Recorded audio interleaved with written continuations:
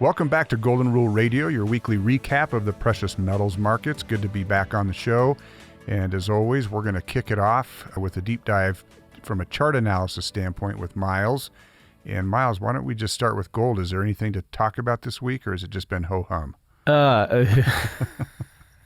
Given our pre-recording conversation, you said that on purpose just to get me to chuckle a bit.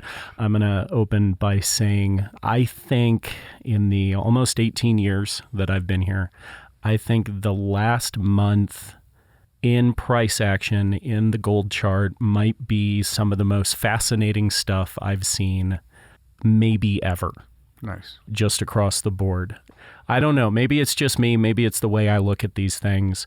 So let's kind of dive into it and we'll talk through this. In fact, not only that, but this is definitely a week, and I know you're going to bring some of this up as well, Tori, but this is definitely a week where you need to get on your iTunes or Spotify or whatever and listen to this week's McElvaney Weekly Commentary, because Dave and Kevin dig pretty deep into some aspects of price action and some ratio stuff. And we'll address a little bit of that later, but make sure to all of our listeners, if you're not also listening to the commentary, make sure to catch that as well. So the trading that we've been seeing over the last month or two in gold is pretty fascinating to me because we're not looking at long-term positions getting filled, which accounts for generally the majority of day-to-day trading.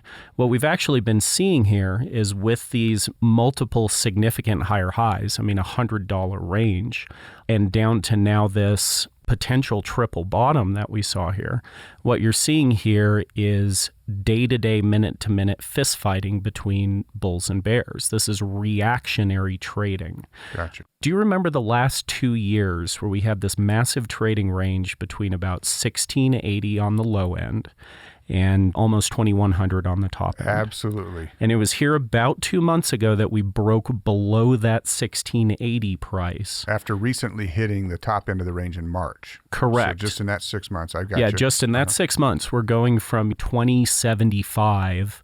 And not only did we come all the way down to 1680 floor, which we had touched back a year ago and a year before that, but we actually broke below it. And this is where the triple bottom thing comes in. Almost $100 below it. Yeah, down to 1615-ish, 1620. So our argument has been, since we've broken below this long-term trend, there's a higher likelihood it goes down to the next level where you would have this standing order thing I was just talking about. There's a higher likelihood we go down to the next lower level around 1560 than there is we go back up to the top at 2100. But instead of doing that, what we've seen is this significant day-to-day fistfight between bulls and bears, which has moved us below that number and above that number multiple times. So ultimately, what I'd like to see happen is one of two things play out. Gold needs to put in a higher high. We're right there. And frankly, gold probably needs to put in a higher high above like the July-August high of around 1807, 1808. If we see something like that, it's very likely we're on our way back to 2100, a lot sooner than I think anybody expected us to. Frankly, I expected us to kind of do nothing until about January, because that's pretty traditionally the case this time of year. So for the first time, what I think we're seeing is a potential reversal that can't be planned out. One of the things you often see with reversals, one of my arguments for a long time with reversals, either on the top end or bottom end, is they happen very quickly because there's a substantial number of standing orders waiting to place trades at profit or loss or potential stop loss positions. And you fill a ton of orders in a short period of time, and it swings the momentum of the pricing. The reason why I find the last couple months so fascinating is we're potentially seeing a live price action, live traded market that causes a reversal to take place. And the only reason that's happening, if you're live trading, is reactionary to news. David McElvaney and Kevin talked about what's taking place in price action in the markets right now. I just find it fascinating that a lot of times you can kind of plan this stuff out and sort of know where the levels are going to be. And what's one thing I've said for years that you guys always make fun of me about? I always say news doesn't move markets. This is an instance where if we see gold go up from here, that's reactionary. That is news moving markets. That is against everything I believe in. And we may be seeing it happen in real time. So that's why I think it's important. This is live action, emotionally driven news panic trading that might cause gold to actually capitulate and turn up when it shouldn't. Okay, Miles, so to come in and support that here, just from, you talked about the emotional aspect of the precious metals markets, you're actually seeing backwardation right now as well, which means you have the current price of gold higher than the prices trading in the futures markets. And that rarely happens. In fact, the last time that it happened to this level was in December of 2015, which is exactly when the bottom of the market was. And when we started, that was the first time that we looked and could say, okay, this could potentially be the onset of a bull market, and it was. So low then, are we calling a low now with the backwardation? That's one thing. You've got central banks buying gold like crazy. David and Kevin go into that this week in the show as well. So you have high physical demand, but on the other side, you have managed money in the commitment of traders report. In that futures report, you've got managed money short gold for 9 straight weeks. Last time we saw that, again, those 2015 lows, and then again a little bit in the 2018 lows. So those are signals that the price could be hitting a low here, but at the same time, you've got physical demand that you and I can attest to has really not slowed down much at all. No. The delivery, right? You're seeing outflows of ETFs still, where people are taking physical delivery. Big physical demand, not a whole lot of price action in the futures, which is suppressing the spot price.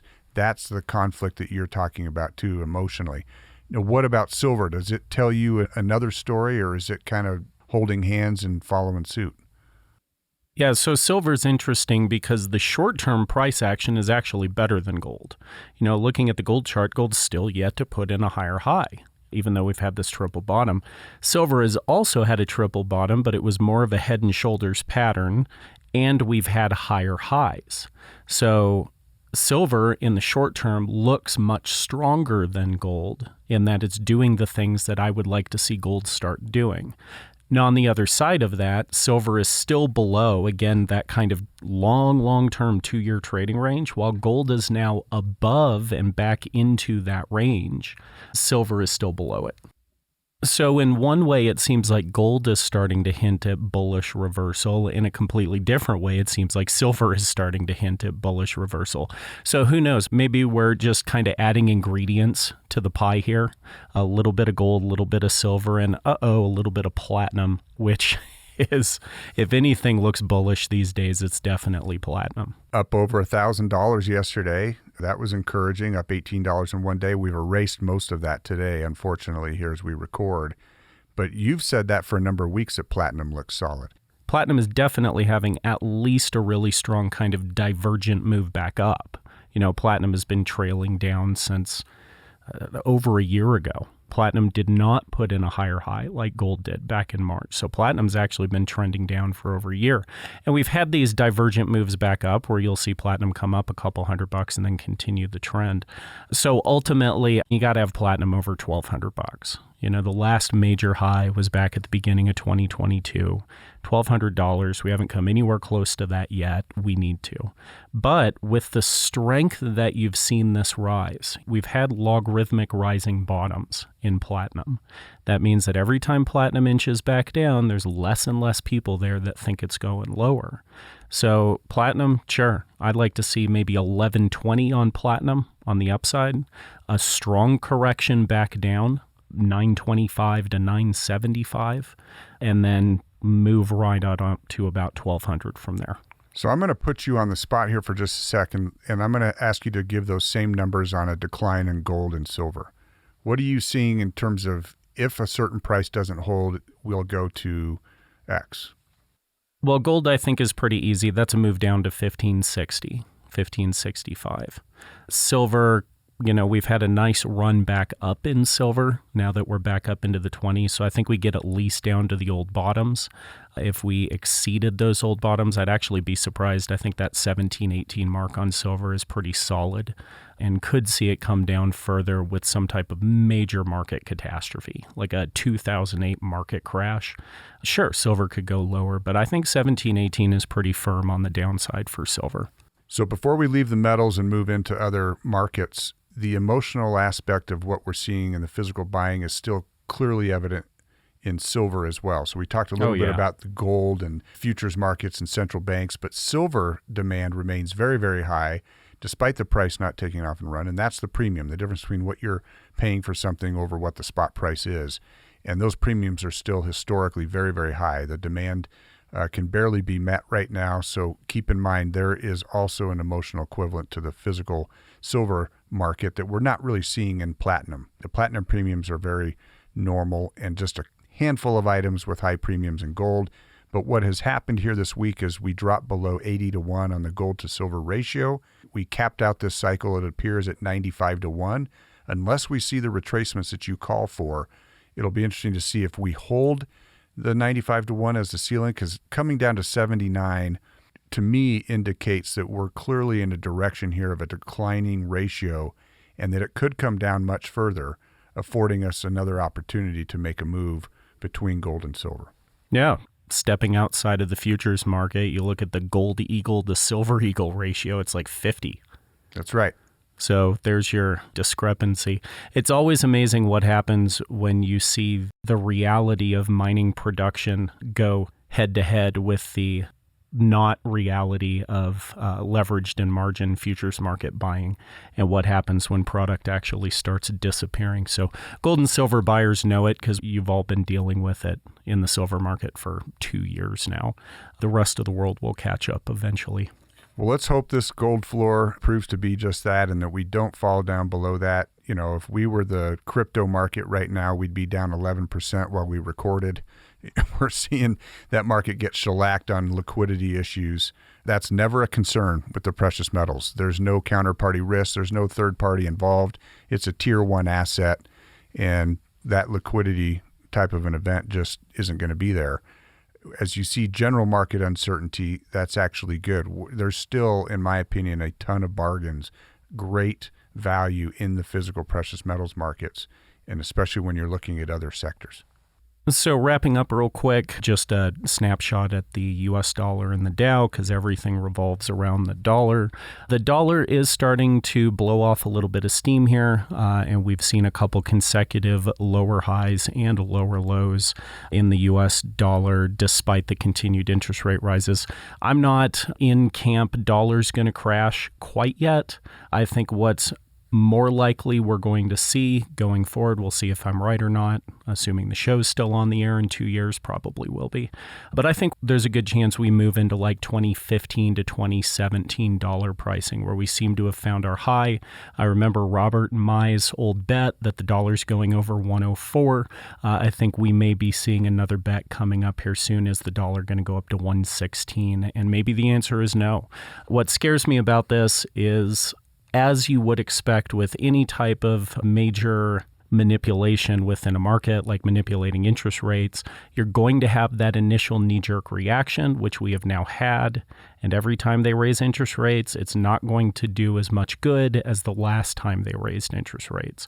So I think there's a good chance we could see the dollar playing out here going forward, probably for the next couple years. So we'll see if I'm right or not. I don't see a major move up or down in the dollar. Again, a lot of that's going to have to do with what other central banks do. What does Europe do? What does Japan do with their currency woes and their market issues, right? So that could actually drive the dollar higher.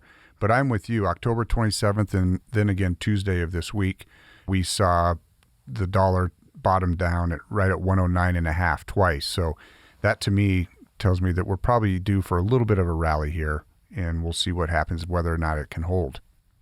And finally, speaking of rallies, the Dow has had a pretty good one. In fact, we've almost made a full 618 correction back up from when we started the decline in the Dow back in January of this year. Downside to that is we're 2 steps into what looks like is going to be a textbook 3 drives with RSI divergence going into that 618 fib right around 33.5 and a quarter, like 33.525, 33.530, which would probably mean we're going to resume a decline in the Dow Jones and other market indexes like the NASDAQ and the S&P. So I would expect we're going to see the U.S. equities market top out over the next couple weeks or month, and the beginning of next year is probably going to be just as ugly as the beginning of this year was. All right, that's going to do it for this week's Golden Rule Radio. As always, we appreciate you tuning in and listening. Please subscribe. You can find additional information on our website, McIlvaneyICA.com. We're on Twitter at ICA Gold and Facebook at McIlvaney Financial. And as always, if you'd like to discuss your personal portfolio with Tori, myself, or any of the advisors here at McIlvaney ICA, you can give us a buzz at 800-525-9556. Thanks for listening and have a great week.